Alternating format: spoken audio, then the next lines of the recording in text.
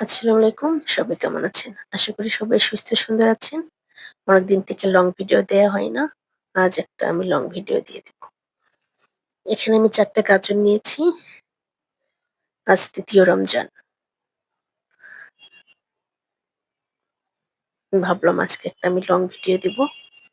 এখানে আমার গাজরগুলো কাটা হয়ে গেছে। এগুলো আমি সিদ্ধ করে নিব। এখানে একটা প্যানে আমি গাজর দিয়েছি। সামান্য পরিমাণ দুধ দিয়ে আমি এটা ভালো করে সিদ্ধ করে নিব। এই পবিত্র রমজান মাসে হয়তো আমার লং ভিডিও দেয়া হবে না। যাই হোক আমি সপ্তাহে অন্তত একটা লং ভিডিও দেয়ার চেষ্টা করব। ইবাদত বন্দেগীর মাস। যথাযথ কাজে লাগার চেষ্টা করব। এখানে আমার সিদ্ধ হয়ে গেছে। আমি এগুলো ব্লেন্ড করে নিয়েছি।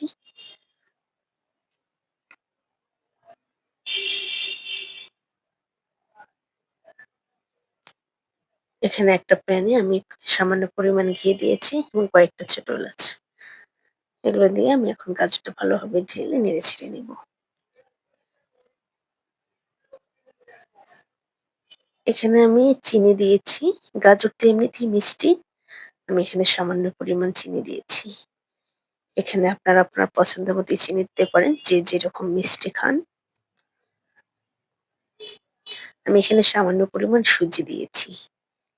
এখানে যদি আপনারা 1/2 কাপ সুজি দেন, তাহলে 1/2 কাপের সঙ্গে 1/2 কাপ দুধ দিতে হবে। আমি 1/2 কাপের কম আমি সুজি দিয়েছি। তাই আমি 1/2 কাপের কম আমি দুধ দিয়েছি। এটা আমি এখন ভালো করে নেড়েচেড়ে নিব। অনেক রসমালাই তো খেয়েছেন। এভাবে একবার গাজরের রসমালাই তৈরি করে দেখেন। সবাই আপনার ফ্যান হয়ে যাবে।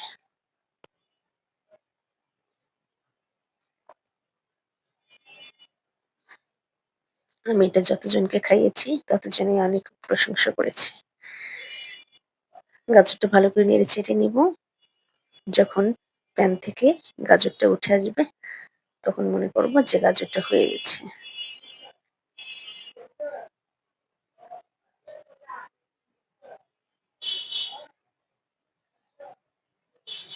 এবার এটা আমি নামিয়ে নিব। তো আমার এটা হয়ে গেছে। এখন আমি এটা ছোট, ছোট বল শেপ দিয়ে নেব। এখানে আমি হাতে সামান্য পরিমাণ ঘি মেখে নিয়েছি। এখানে আমি সামান্য একটু ঠান্ডা হতে দিবেন। খুব বেশি ঠান্ডা না, খুব বেশি গরম না। এই অবস্থায় এগুলো তৈরি করতে হবে। আমি খুব একটা ছোট না, খুব একটা বড় না। এভাবে আমি এগুলো তৈরি করে নেব। আপনারা আপনার পছন্দ মতো করতে পারেন। কেউ চাইলে বড়ও করতে পারেন, আবার ছোটও করতে পারেন। আমি এভাবে শেপ দিচ্ছি। ৪ টা গাজরের দেখেন কতগুলো বল হয়ে গেছে আমার।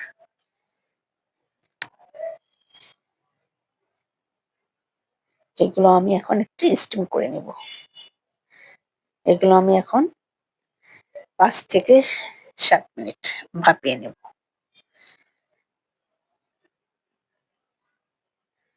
এই তো আমার ভাপানো এগুলো হয়ে গেছে।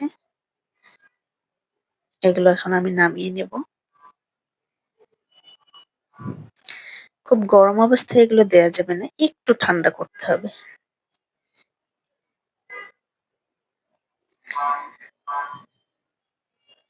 এই দেখুন আমার বলগুলো কত সফট হয়েছে।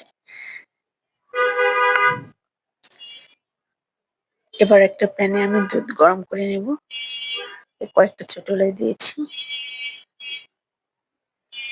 এখানে আমি সামান্য পরিমাণ গুঁড়া দুধও দিয়েছি। দুধটা ঘন হয়ে আসলে আমি গাজরগুলো ঢেলে দেব।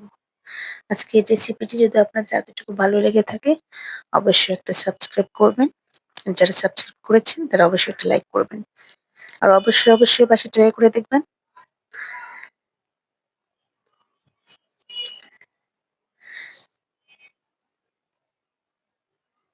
দেখেন আমার লাড্ডুগুলো কত সুন্দর হয়েছে, রসমালাইগুলো।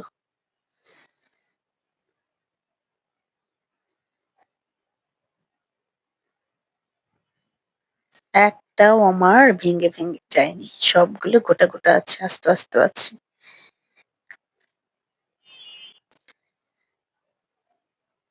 অবশ্যই কিন্তু বাসায় তৈরি করে দেখবেন। সবাই আপনার প্রশংসা করতে বাধ্য হবে। ওকে, ভালো থাকবেন। আল্লাহ হাফেজ। আর অবশ্যই একটা লাইক দিতে ভুলবেন না।